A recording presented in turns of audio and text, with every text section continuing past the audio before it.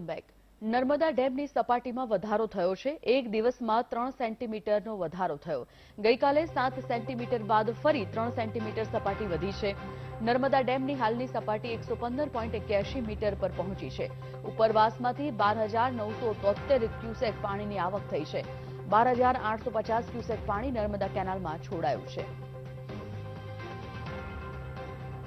નર્મદાથી સંવાદદાતા જોડાઈ ગયા છે પ્રવીણ પટવારી ફોન લાઈન પર। પ્રવીણ, નર્મદા ડેમની જળ સપાટીમાં 3 સેન્ટીમીટરનો વધારો થયો છે। હાલ શું સ્થિતિ છે ડેમની?